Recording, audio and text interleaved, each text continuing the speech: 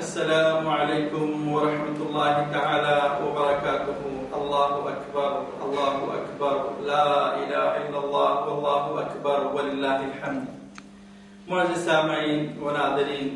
السلام علیکم ورحمۃ اللہ تعالی وبرکاتہ.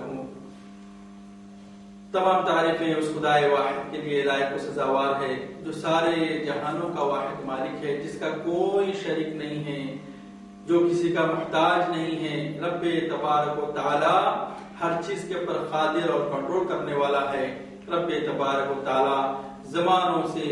صدیوں اور کروڑ سالوں سے اپنی تعریفوں سے مالا مال ہے. وہ کسی کی تعریف کا محتاج نہیں ہے. ساری کائنات مل کے رب تبارک و تعالی کی اگرچہ تعریف کریں تو اس رب تبارک و تعالی کے شان عظمت میں ذرہ برابر بھی جو ہے زیادتی نہیں ہوتی. اگر ساری کائنات میں مل کر اس رب پاک پروردگار کی شان میں نعوذ باللہ اگرچہ گستاخی کرے تو اس رب تبارک و تعالیٰ کی شان عظمت میں ذرہ برابر بھی کمی واقع نہیں ہوتی. معزز سامعین، آپ کے سامنے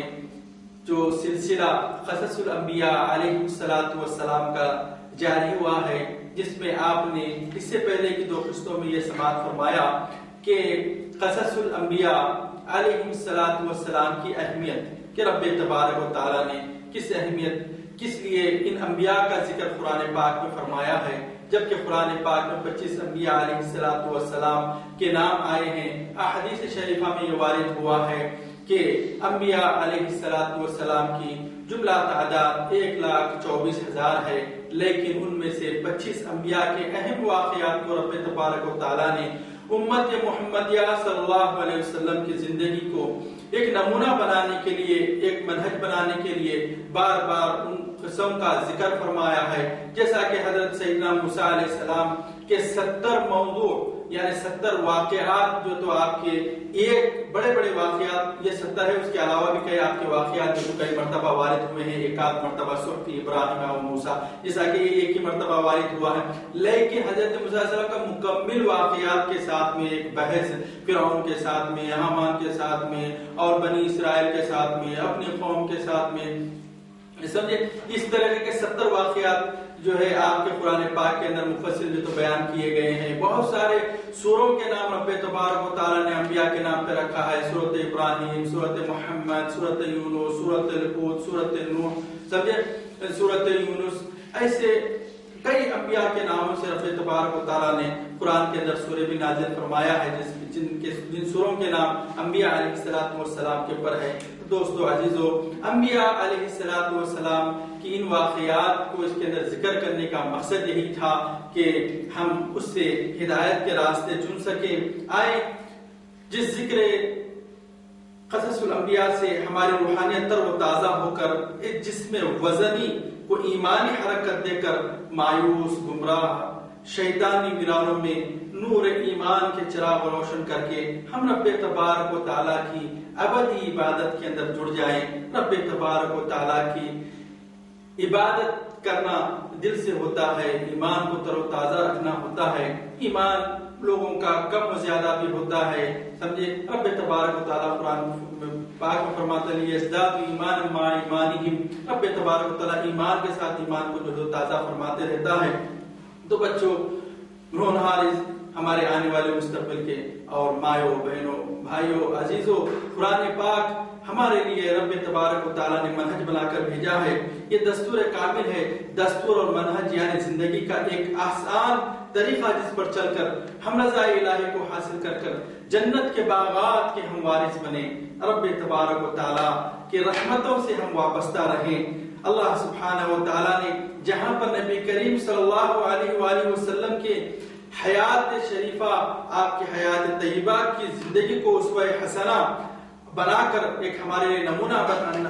بنانے کو واجب قرار دیا ہے، وہاں پر انبیاء علیہ السلام کے تعلق سے بھی فرماتا ہے قد كانت لكم اسوة حسنة في ابراہیم والذین معه سورۃ الممتحنہ. تحقیق کے حضرت ابراہیم علیہ السلام کی زندگی بھی آپ کے لیے ایک نمونہ ہے. اولئک الذین ھداھم اللہ فبہداہ مقتدہ. تو اللہ تبارک و تعالیٰ فرماتا ہے سورۃ الانعام میں کہ یہ وہ انبیاء تھے جس کو رب تبارک و تعالیٰ نے اپنی قربتوں سے نواز کر ان کو اپنی عبادتیں سکھلایا تھا، دنیا کے اندر کس طرح سے اپنی زندگیاں گزاریں، ان چیزوں کو ان کو سکھا کر ان کو نور سے منور فرمایا تھا۔ تو ان کے اس نور کے اندر ہماری زندگیاں گزار کر ہم اپنی زندگیوں کو سنوار کر رضا الہی کو حاصل کریں۔ رب تبارک و تعالیٰ کے قرآن پاک کے قصص الانبیاء کے اس مطالعہ کا اس قصوں کا ہم مطالعہ کرتے ہیں کہ اس کے بعد ہم آپ کے سامنے پہلے کے جو قصے تھے کہ اس میں ابتداء قصص الانبیاء کی اہمیت بیان فرمایا میں نے آپ کے سامنے، اب ہم آپ کے سامنے بیان کرتے ہیں تخلیق کائنات۔ ہم تخلیق کائنات یعنی کائنات بننے سے پہلے کیا تھا، زمین و آسمان کے بننے سے پہلے کیا تھا، یہاں سے لے کر سیدنا حضرت عیسیٰ علیہ السلام کے قصوں تک آپ یہ قصے سماعت فرمائیں گے۔ تو ابتدا ہم تخلیق کائنات سے کرتے ہیں، پھر اس کے بعد تخلیق آدم علیہ السلام سے کرتے ہیں، پھر اس کے بعد آدم علیہ السلام کا زمین پر نزول ہونے کے بعد میں آپ کی زندگی اور پھر انبیاء علیہ السلام کے بعد آنے والوں کی زندگی کا ہم تفصیلہ کرتے ہیں۔ رسول اللہ صلی اللہ علیہ وآلہ وسلم کے پاس یمن کا ایک وفد آیا اور آ کر عرض گزارش کیا، کہنے لگا جئنا کا لنتفقہ فی الدین، اے اللہ کے رسول علیہ التحیۃ والسلام، ہم آپ کے پاس دین کو سیکھنے کے لیے آئے ہیں، ہم آپ سے سب سے پہلے یہ سوال کرتے ہیں وَلِنَسْأَلَكَ عَنْ أَوَّلَ هَذَا الْأَمْرِ، ہم آپ سے سب سے پہلے یہ سوال کرتے ہیں کہ یہ جب کائنات جو اب ہے، سمجھے یہ کائنات سے پہلے کیا تھا، یہ کائنات سے پہلے کیا تھا؟ رب تبارک و تعالی کے وجود کے تعلق سے لوگ سوال کر رہے ہیں۔ تو اللہ کے رسول علیہ التحیۃ والسلام ارشاد فرماتے ہیں کان اللہ ولم یکن قبلہ شیء، جب فقط رب تبارک و تعالی تھا اس سے پہلے کوئی چیز نہیں تھی، وہ کان عرشہ علی الماء، اور رب تبارک و تعالی کا عرش پانی پر تھا۔ اللہ تبارک و تعالی نے اس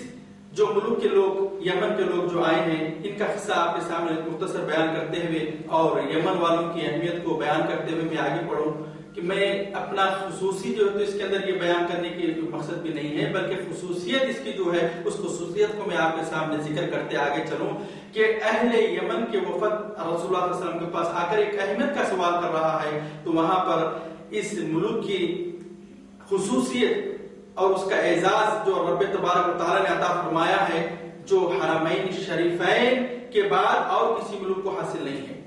یمن ملک کو جو فوقیت رب تبارک و تعالی نے، جو اعزاز رب تبارک و تعالی نے عطا فرمایا ہے، حرمین شریف کے بعد میں ایسا کسی اور ملک کو حاصل نہیں ہے۔ احادیث کے اندر اور قرآن پاک میں اس کے جو فضائل، اس کے جو قصص جو وارد ہوئے ہیں،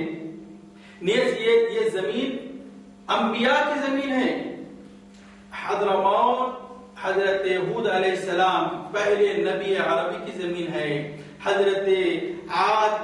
قوم عاد جو عرب تھی، یہ زمین ہے۔ سمود کی زمین ہے۔ حضرت شعیب علیہ السلام کی زمین ہے۔ انبیاء کی، اولیاء کی، صحابہ کی۔ حضرت ابا ہریرہ رضی اللہ تعالیٰ عنہ یمنی ہے۔ حضرت ابو موسیٰ اشعری یمنی ہے۔ اسامہ بن زید یمنی ہے۔ حضرت اسماء بنت عمیس جو حضرت جعفر بن ابی طالب کی زوجہ تھی، پھر اس کے بعد سیدنا ابوبکر صدیق رضی اللہ تعالیٰ عنہ نے آپ سے جو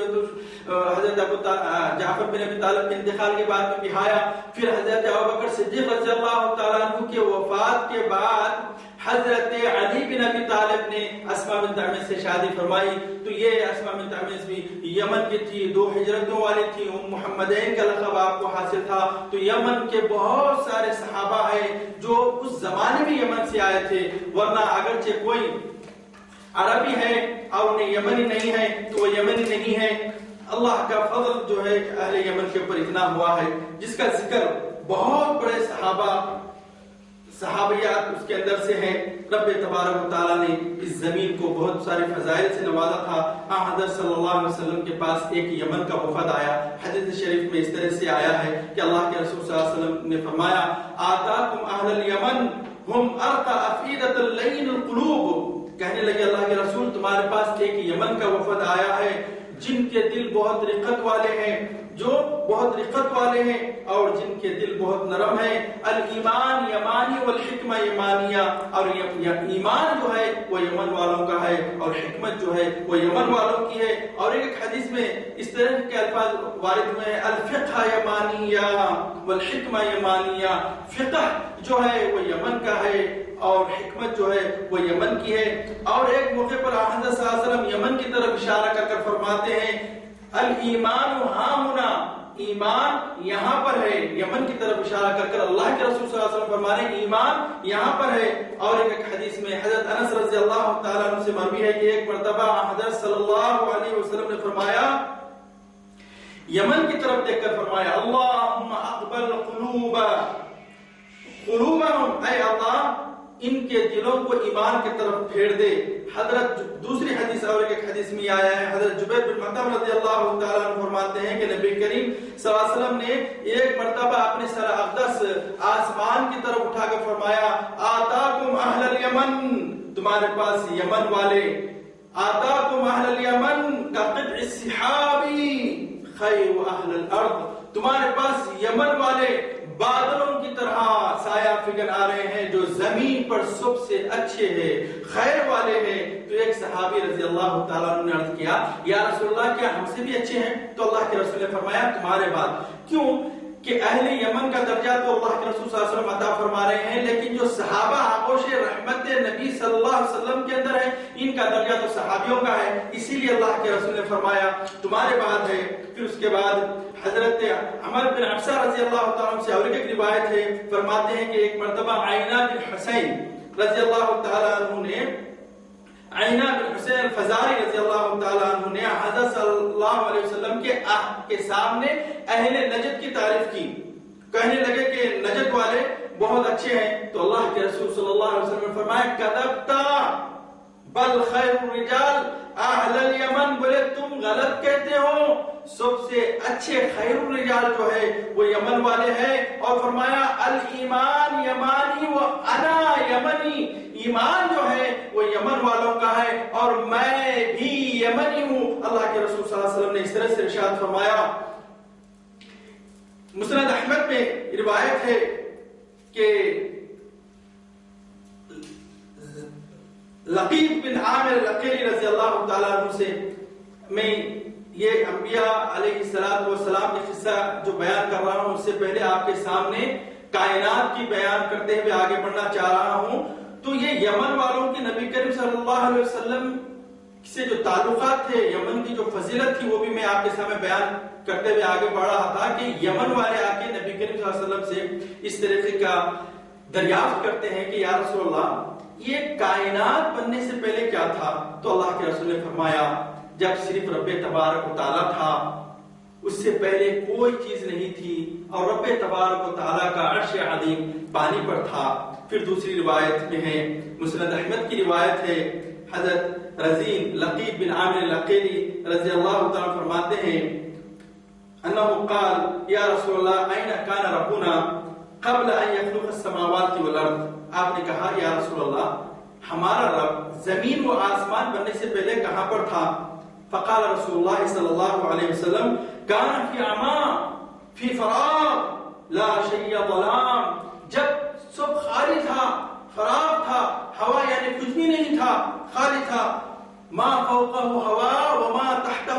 ہوا، اس کے اوپر بھی خالی تھا، اس کے نیچے بھی خالی تھا. ثم خلق عرشہ علی الماء، اس کے بعد رب تبارک و تعالیٰ نے، صرف رب تبارک و تعالیٰ تھا، پانی پر اپنے عرش کو پیدا فرمایا. ہذہ بدایۃ الخلق، یہ سب سے پہلی خلقت ہوئی تھی، یعنی عرش کو پیدا فرمایا.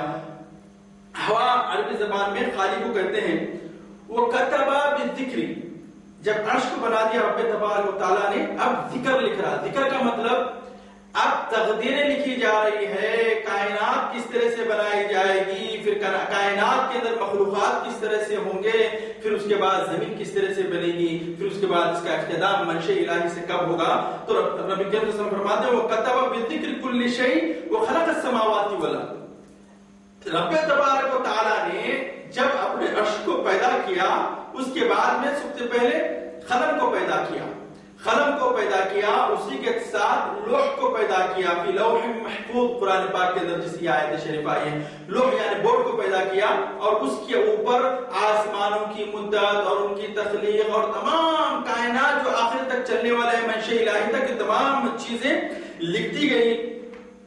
اس کے بعد رب تبارک و تعالی نے کائنات کا سلسلہ آگے بڑھا رہا ہے، جس کا ذکر صحیح مسلم شریف کی حدیث میں آیا ہے۔ عبداللہ بن عمر رضی اللہ تعالی عنہ نبی کریم صلی اللہ علیہ وسلم سے روایت کرتے ہیں انہ قال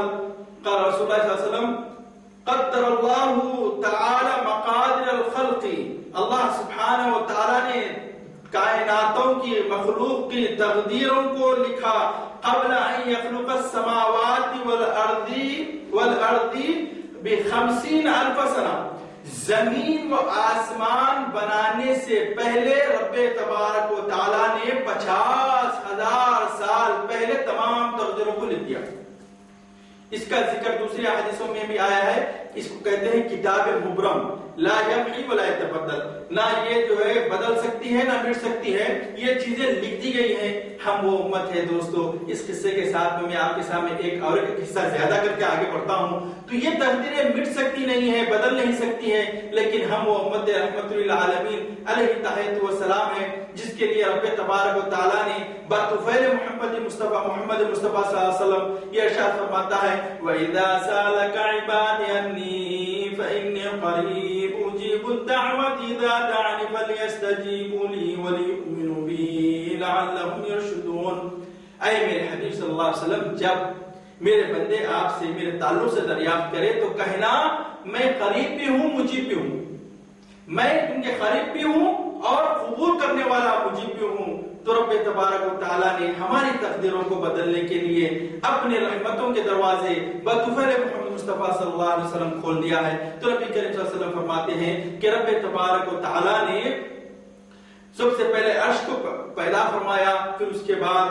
تمام زمین و آسمان کی تخلیق سے پہلے 50,000 سال پہلے زمین و آسمان اور تمام کائنات اور مخلوقات کی تقدیریں لکھ دیا۔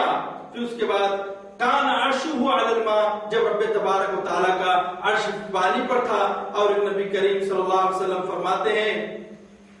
رب تبارک و تعالیٰ نے جب عرش کو پانی پر بنایا، پھر رب تبارک و تعالیٰ اس کے 50,000 سال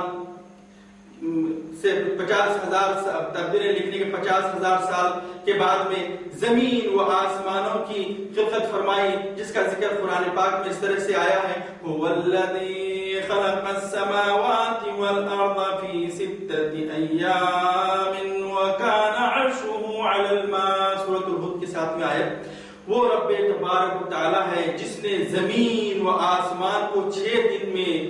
پیدا فرمایا، اس کا عرش پانی پر تھا۔ سب سے پہلے عرش پانی پر تھا، پھر رب تبارک و تعالیٰ نے قلم بنایا، پھر تقدیریں لکھا، پھر مخلوقات کی تفسیر اس کے اندر تمام لکھ دیا، لا زوال انتہا، جب تک منشأ الہی ہے آنے والی وہاں تک لکھا۔ پھر اس کے بعد 6 دن کے اندر رب تبارک و تعالیٰ نے زمین و آسمان کی تخلیق فرمایا۔ نبی کریم صلی اللہ علیہ وسلم سے روایت ہے،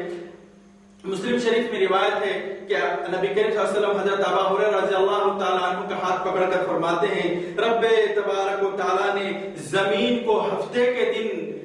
تربہ خلق اللہ تربۃ یوم السبت، ہفتے کے دن رب تبارک و تعالیٰ نے زمین کو پیدا کیا، اتوار کے دن اس پر پہاڑوں کو پیدا کیا، پیر کے دن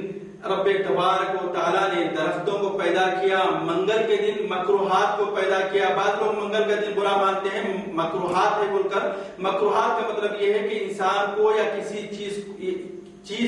سے اذیت پہنچنے والی چیزیں، سانپ بچھو یا جو بھی تکلیف دینے والی چیزیں ہیں، کیونکہ رب تبارک و تعالیٰ اگر تکلیف دینے والی چیز پیدا نہیں کرتا تو تکلیف نہیں ہوتی تھی۔ اسی لیے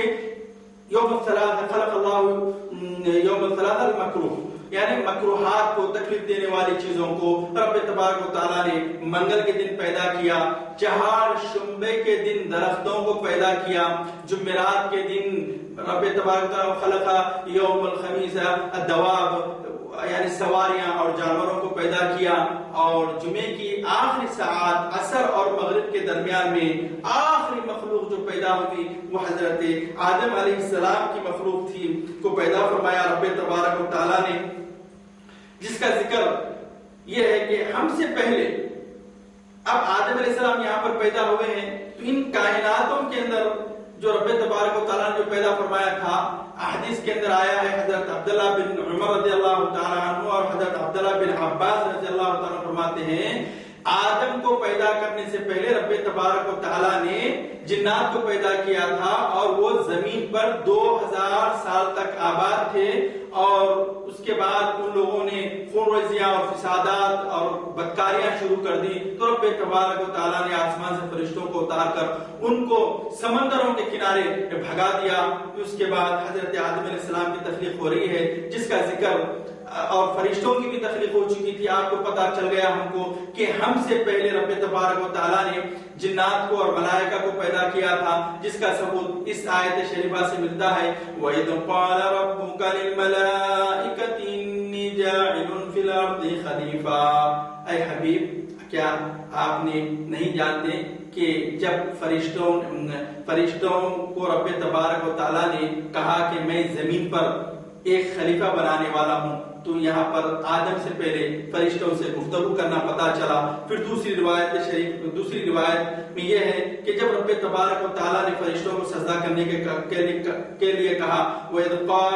قُلْنَا لِلْمَلَائِكَةِ اسْجُدُوا لِآدَمَ فَسَجَدُوا إِلَّا إِبْلِيسَ۔ جب ہم نے ملائکہ سے کہا، فرشتوں سے کہا کہ تم آدم علیہ السلام کو سجدہ کرو، تو سب نے سجدہ کر دیا، الا ابلیس، سوائے ابلیس کے، اس نے سجدہ نہیں کیا، آبا واستکبرا، نافرمانی کی اور تکبر کیا، وہ کان من الکافرین، اور وہ کافروں میں سے ہو گیا۔ اور جس کا ذکر دوسری آیت شریفہ میں یہ ملتا ہے، یہاں تو آپ کو ابلیس معلوم ہوا، تو ابلیس اصل جنات میں سے ہے، جس کا ذکر قرآن پاک کی دوسری آیت شریفہ میں ملتا ہے، وَإِذْ قُلْنَا لِلْمَلَائِكَةِ اسْجُدُوا لِآدَمَ فَسَجَدُوا إِلَّا إِبْلِيسَ كَانَ مِنَ الْجِنِّ فَفَسَقَ عَنْ أَمْرِ رَبِّهِ۔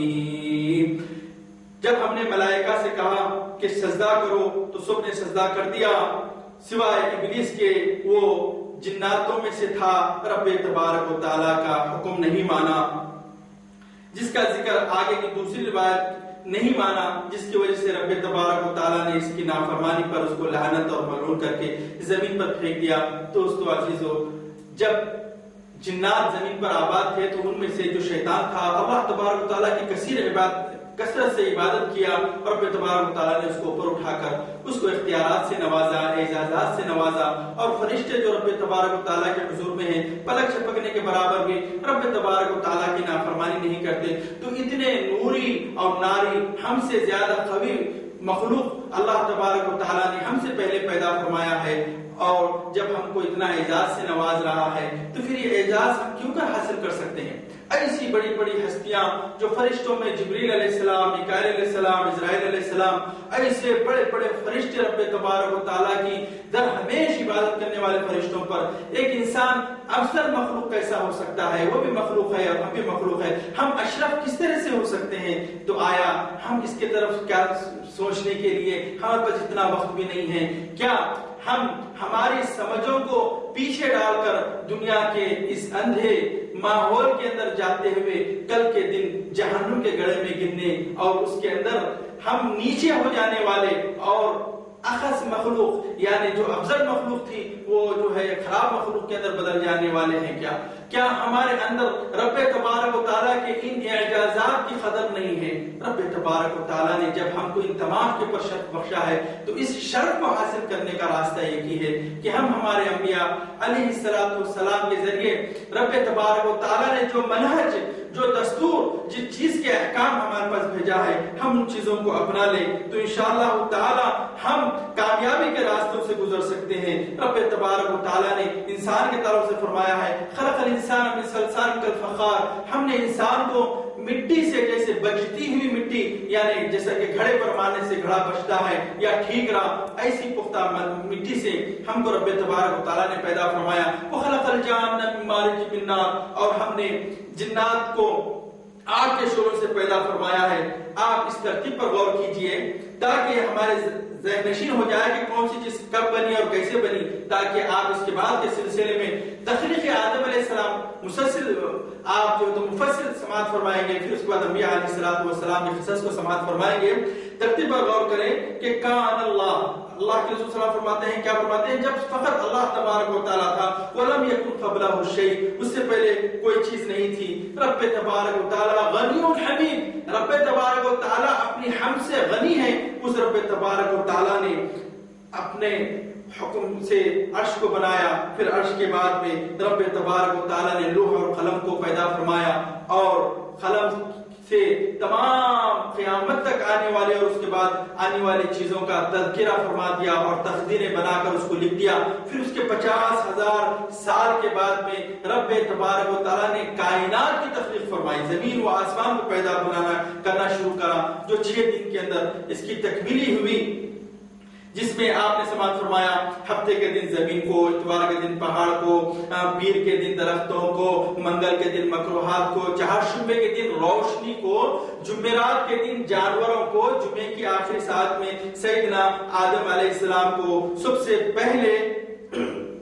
اس سے پہلے کہ آدم علیہ السلام سے پہلے رب تبارک و تعالیٰ نے فرشتے اور جناتوں کی پیدائش ہو چکی تھی۔ عبدالرزاق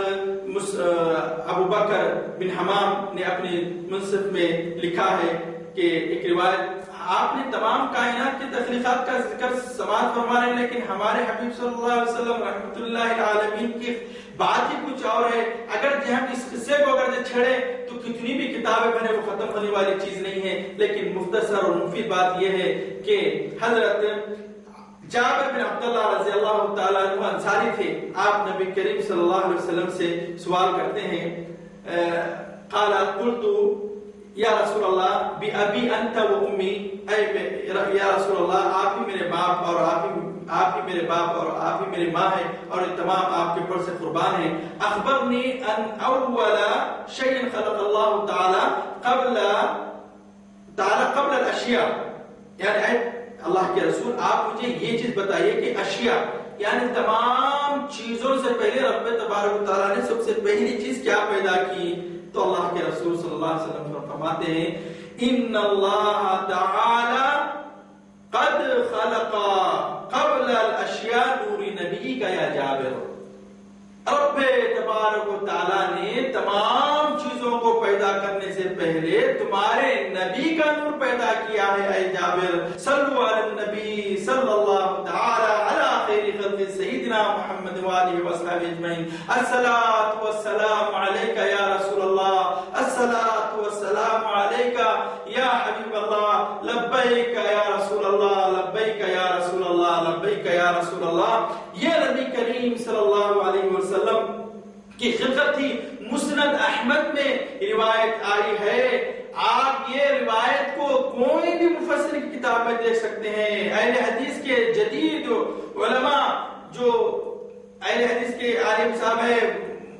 جناگڑی، محمد جناگڑی، ان کی کتابیں بھی آپ اس حدیث کو صحیح پا سکتے ہیں، جو مسند احمد کی حدیث ہے۔ اللہ کے رسول صلی اللہ علیہ وسلم فرماتے ہیں، انا کنت نبی کان آدم بین الماء والطین، میں تو جب نبی تھا ابھی آدم علیہ السلام مٹی اور پانی کے درمیان میں گوندے جا رہے تھے۔